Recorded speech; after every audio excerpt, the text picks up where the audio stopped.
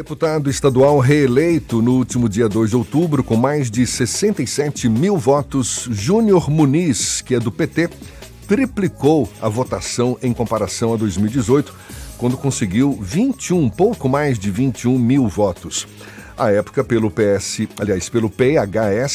o que representou um crescimento percentual de 219%, se configurando assim como algo inédito na história da Assembleia Legislativa da Bahia. Muniz, inclusive, já declarou que aposta em uma larga vantagem de Jerônimo Rodrigues em relação a ACM Neto no segundo turno das eleições deste ano, aqui para o governo do estado.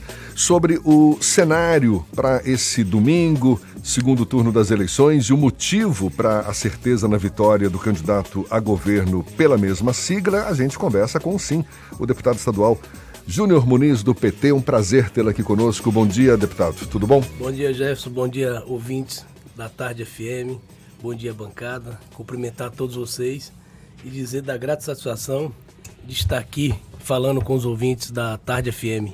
A gente conversava um pouco mais cedo aqui que no cenário estadual, aparentemente, as projeções estão mais definidas, mas no cenário nacional nem tanto. Falando aqui de Bahia, sempre existe o risco de uma reviravolta, de uma surpresa na reta final. Vocês não consideram, não? Vocês que eu falo, vocês do PT? Da política? Da política? Veja bem, o que é que nós estamos vendo? Está se consolidando cada vez mais a campanha de Jerônimo e o nome de Jerônimo Rodrigues. O governador Rui Costa vem fazendo um trabalho essencial, muito bom na política e na gestão, e isso tem se consolidado. E eu tenho certeza que Jerônimo será eleito com mais de 1 milhão de votos de frente. Isso tem se consolidado. Ontem em Barreiras mesmo foi um estouro de gente na rua, em Santa Isidéria a mesma coisa. Por onde Jerônimo tem passado, a aceitação é enorme. Então isso credencia ele a ser eleito agora, dia 30, com uma margem larga de voto. Quando o senhor fala tenho certeza, isso tem um quê de subjetividade também, não é? Porque, tudo bem, as pesquisas apontam uma vantagem para ele, mas a oposição diz que não, que tem bala na agulha, que vai virar o jogo. Mas o interessante é que no primeiro turno a oposição comentava e falava que tinham certeza que ganhava a eleição no primeiro turno. E veja que nós ganhamos a eleição no primeiro turno com a margem boa de frente. Não ganhamos a eleição diretamente já no primeiro turno pelo mínimo de 0,45%. 0,45%. Então, 40 mil votos. E hoje nós vemos a campanha de Jerônimo ganhou um volume maior. Diversos prefeitos, lideranças que estavam indecisos, que foram para o lado de lá por causa das pesquisas que eles apresentavam, que ganhavam no primeiro turno, retornaram. É exemplo de diversos prefeitos. Então isso credencia a eleição de Jerônimo para o dia 30.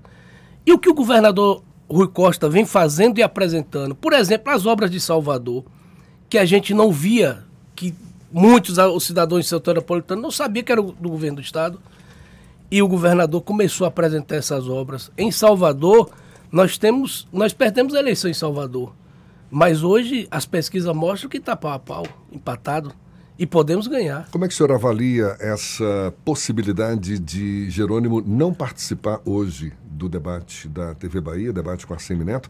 A gente conversava mais cedo com o Levi Vasconcelos, Levi dizendo que possivelmente ele vai estar em Guanambi, depois, agora de manhã em Guanambi, à tarde em Jequié, que possivelmente não vai vir para Salvador para participar desse debate. Isso não pode arranhar a imagem de Jerônimo? Deixa eu lhe falar, quando o candidato vai para um debate, como é o último debate, ele tinha que tirar 2, 3 dias da campanha para se preparar para o debate. O outro candidato não está tendo nem para onde ir. Jerônimo não, tem agenda até o último dia da eleição.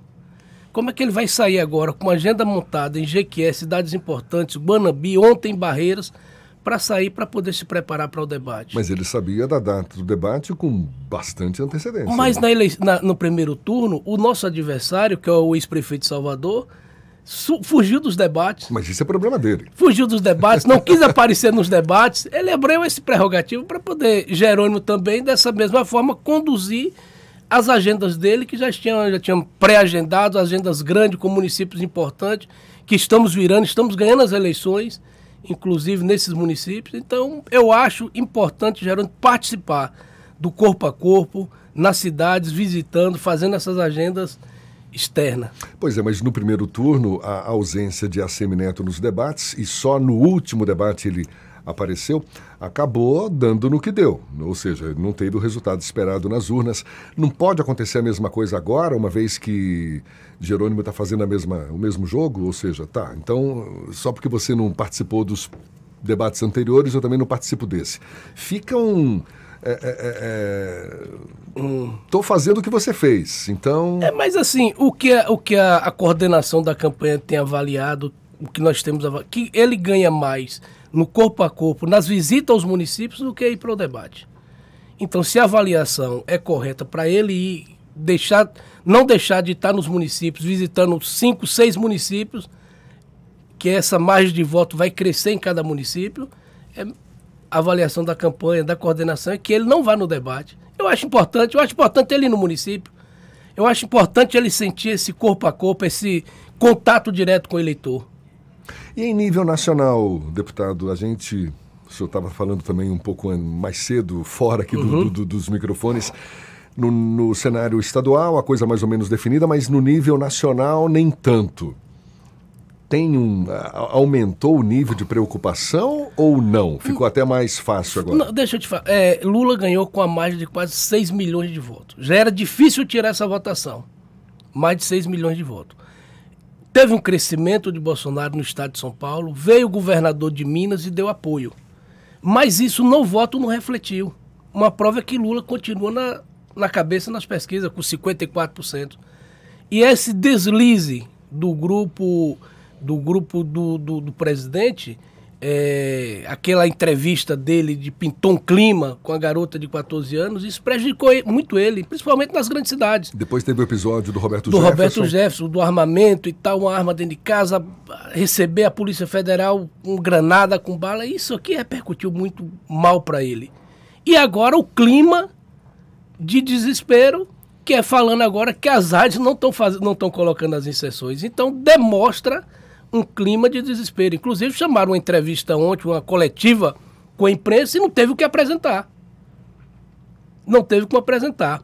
Eu estava analisando, e eu acho que você sabe, quem fiscaliza as eleições no dia das eleições são os partidos políticos. Cada partido manda os seus fiscais. Quem fiscaliza a propaganda política também são os partidos políticos. Não é obrigação do TSE. Lógico que o TSE é o órgão fiscalizador, é o órgão mas a obrigação é dos partidos políticos. E essa balela, essa conversa de que as inserções não chegaram, isso é conversa fiada. Isso é para dizer, porque ele começou lá atrás que as urnas, se fraudava as urnas, que não ia aceitar o resultado das urnas eletrônicas.